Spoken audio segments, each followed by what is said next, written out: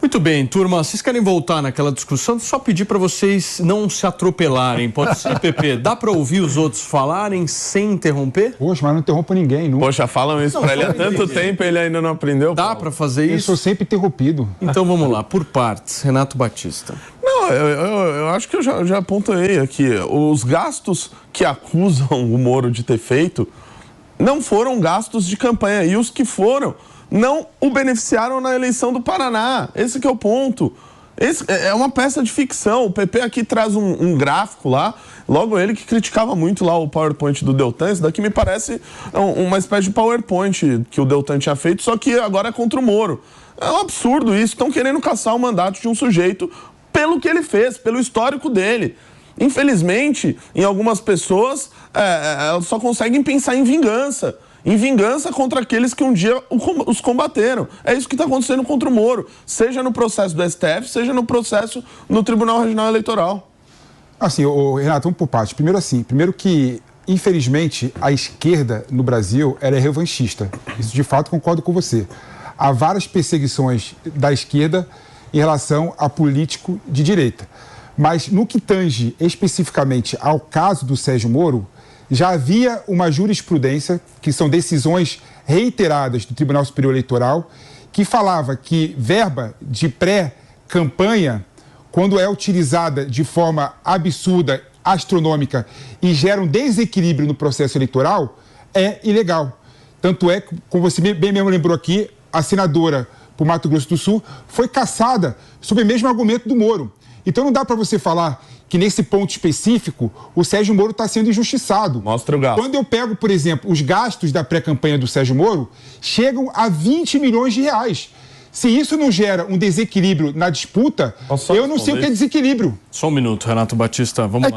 Eu acho que tem um elemento importante para a gente considerar aí. O espírito de você punir o gasto excessivo com pré-campanha é para você evitar uma espécie de fraude de um candidato que, no lugar de fazer os gastos na campanha, como tem limite legal, faz na pré-campanha para tentar driblar a lei com o propósito de uma eleição específica. No caso do Moro, a gente está falando de uma mudança de projeto político que aconteceu. Ele era pré-candidato à presidência da República.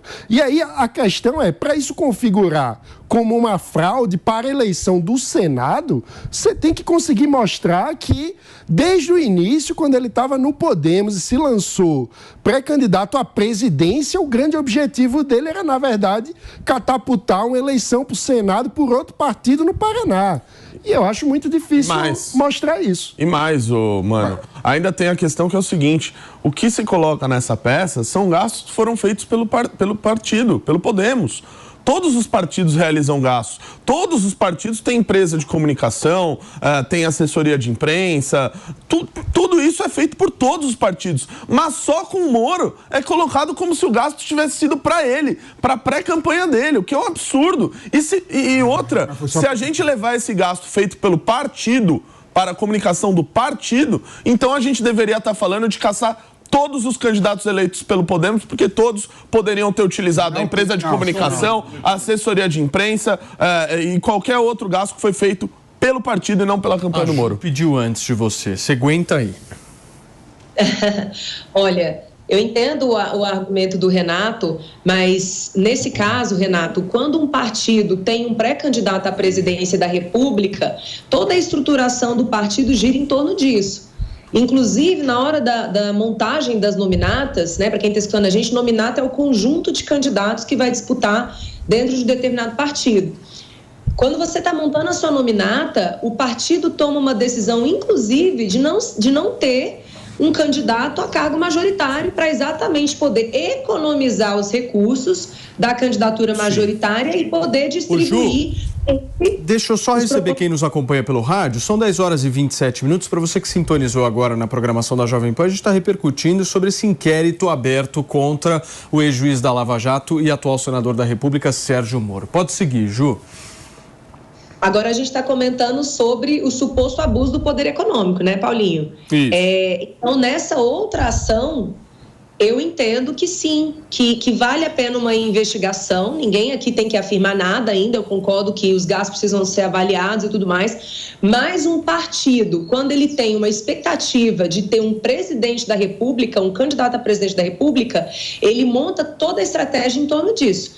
Inclusive, o que sabemos é que a Renata Abreu, presidente do Podemos, diga-se de passagem, uma das mulheres mais inteligentes do Brasil, né? Quem tem a oportunidade de conhecer Renata sempre chega a essa conclusão, até um abraço para ela, saiu bastante revoltada, né? Com a desistência, com o recuo de Sérgio Moro de concorrer à presidência. Prejudicou bastante a candidatura também do ex-senador lá do Paraná. Álvaro Dias.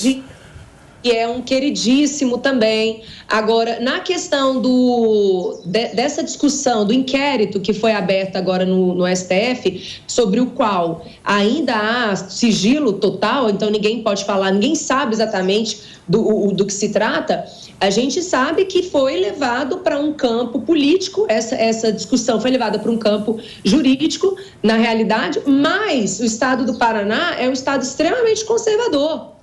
Então, se a intenção da esquerda é diminuir a força da direita no Senado, não vai adiantar. Porque se Moro for cassado e abrindo nova eleição, eu posso cravar aqui para vocês quem vai ganhar um candidato da direita. Não tem chance da esquerda ganhar no Paraná. O que foi? Não, é só mais alguns pontos. Outros gastos que colocaram Deixa eu colocar aqui. Mas eu tô falando aqui. Poxa, mas você falou, o Mano falou, ela falou, tinha que voltar pra mim. Esperar. Calma, continua vendo aí no Google. Continua procurando aí que você não vai encontrar nada. Estão caçando a minha palavra. Aí colocam... Querem falar de ditadura. Olha aí, eu tô tentando falar aqui. Aí colocam nessa peça de ficção que o Moro, ele viajou pro Ceará. Eu queria saber o que viajar pro Ceará influencia na eleição do senador do Paraná. Se o PP conseguir me mostrar isso, eu começo a defender junto com ele a cassação do Moro. Enquanto você não conseguir me provar isso e quais são os gastos eleitorais que tem nessa peça de ficção, aí eu vou continuar discordando. Colocam até um gasto com advogado eleitoral. Horas! É óbvio, o partido estava num processo ali em que o Moro era pré-candidato a presidente e a posterior, ele decidiu não ser mais candidato a presidente e foi da eleição. Essas duas acusações contra ele, na verdade, são para se vingar pelo histórico dele de combate à corrupção. Por que você tá bravo, Pepe? Não, eu tô bravo porque eu acho um absurdo isso. O cara falou 2 vezes, o Mano falou uma, voltou. A palavra não volta pra mim nunca. Não, acabou de voltar. É impressionante. Mas também vai durar É um absurdo isso. É o autoritarismo. Salvador, é o autoritarismo da direita, é impressionante. Tem a roupagem de ser democrata, mas no final das contas corta a palavra minha. Corta meu espaço de fala. Olha, ele ficou 1 minuto reclamando. Vamos lá. Para de chorar. Primeiro o seguinte, em novembro de 2022, não tinha nenhum pré-candidato a senador, nenhum pré-candidato a deputado federal e deputado estadual pelo Podemos no Paraná. Ou seja, o gasto da campanha... Não? O Álvaro Dias não era pré-candidato? Calma. O gasto de 16 milhões de reais de contrato de comunicação foi dado exclusivamente para pré-candidatura a presidente do Sérgio Moro. Onde você tirou isso? Do Sérgio Moro. Pela lógica cronológica aqui. Pela lógica aqui. Pelos fatos não dá pra ter. Vamos lá. Você não deixa eu falar, agora pedi até o fio da meada aqui. É surreal. É que não dá pra defender o que você tá defendendo. Tinham outros candidatos, tinham outros postulantes, tinham partidários, tinham dirigentes. Se a gente colocar no nosso ordenamento jurídico e no processo eleitoral a possibilidade de uma pessoa sair pré-candidata a presidente para se catapultar para ser candidato a senador, vai criar uma distorção absurda no sistema eleitoral brasileiro. O Janone foi pré-candidato a presidente, depois foi candidato a deputado. Mas não usou uma estrutura, não usou uma estrutura partidária e financeira para viabilizar. É comum haver lançamento como pré-candidato a um cargo majoritário para você incensar o nome, aumentar toda eleição. Toda eleição para prefeito, para governador existe. E outra, do jeito que você fala, parece que o Moro precisava se catapultar como candidato a presidente para ganhar uma eleição no Paraná, onde ele já é conhecido por toda a população. Ele só não perdeu as eleições. Não sei se você se lembra. Então você está dizendo que a pré-campanha dele de presidente o ajudou para isso. Você não se lembra como é que foi as eleições de Senado? Me lembro muito bem. Não se lembra? Foi acirradíssima. O Moro só ganhou por conta de uma pesquisa que estava completamente errada. o Paulo do PL... Não duvide da inteligência do Paulo do Paraná. O Paulo do PL ia ganhar as eleições. O Paulo do PL ia ganhar as eleições, só que o pessoal do Paraná resolveu utilizar o voto útil para impedir a vitória do Álvaro Dias naquela ocasião. Então, ou seja, esses 16 milhões de reais, 22 milhões de reais que o Sérgio Moro gastou, ajudou com certeza ele a ganhar as eleições de forma completamente injusta no Paraná. Você cria relações de causa e consequência que não existem. Só fortalece só para fazer a narrativa. Não existe. Mostra, então, esses gastos de 16 milhões, qual que foi empregado numa possível pré-campanha do Moro. Isso não existe, todos. Gente. O PP, o sujeito está passando por um processo de vingança. Estão fritando ele de todas as maneiras possíveis e essa peça faz parte desse conluio contra ele. Janeiro de 2022... O PP, vocês falaram pra caramba aqui e nós ouvimos. Só um minuto. Qual é o risco hoje de cassação do Moro? Para entender. Do ponto de vista político hoje, é algo que já está certo em 2024? É muito provável que o Moro seja cassado. Qual é a data, Mano Ferreira? Primeiro semestre, segundo semestre? Tem que dar uma olhada no cronograma do TSE. Mas acho que primeiro semestre já deve acontecer. Isso aí é muito provável que o Moro perca o mandato. Mas por conta do quê? Da questão do abuso que vocês estão discutindo. Exatamente. Mas, no fundo, é por conta da má vontade que o sistema político tem contra o Moro. Ele já prestou depoimento no TSE. Não dá para falar isso, mano. Porque a jurisprudência do Tribunal Superior Eleitoral sempre vai nesse sentido. Quem usa dinheiro da pré-candidatura e não declara e extrapola o teto é cassado. Bom, mas você está dizendo que isso aconteceu. Eu estou dizendo que isso não aconteceu. Isso não aconteceu. A Selma Arruda foi cassada ou não foi cassada? Você está misturando um caso com o outro. Mas foi exatamente... É óbvio que se um candidato ele gasta mais do que o teto da eleição que ele vai disputar na pré-campanha, ele está cometendo ali um abuso econômico. O que eu estou justificando até aqui, eu espero... Você é um sujeito inteligente, acho que você entendeu o meu ponto. É de que estes gastos que foram feitos pelo partido não foram gastos da pré-campanha do Sérgio Moro. Se fosse, eu estaria do mesmo lado que você. Os caras contrataram para quê? Para todo mundo, para os dirigentes, para todos os candidatos. Não, era para outra pré-candidatura. Não, mas assim, era para pré-candidatura à presidência. Todos os partidos possuem empresa de comunicação, imprensa, advogado eleitoral contratado. É óbvio que quando você tem um candidato a presidente, você foca muito mais nele, não tenho dúvidas. Agora, os gastos não foram exclusivos dele, esse é o ponto. Foi exclusivo em janeiro de 2022 no time. Isso. Se você provar... O PP, deixa eu entender a Ju. Fala, Ju, por que você discordou do Renato? É porque quando você estrutura um partido, é baseado na sua intenção eleitoral. Tem partido que foca em prefeito, tem partido que foca... Na realidade, a maioria dos partidos focam em deputado federal. Então, veja o prejuízo que o Podemos tomou.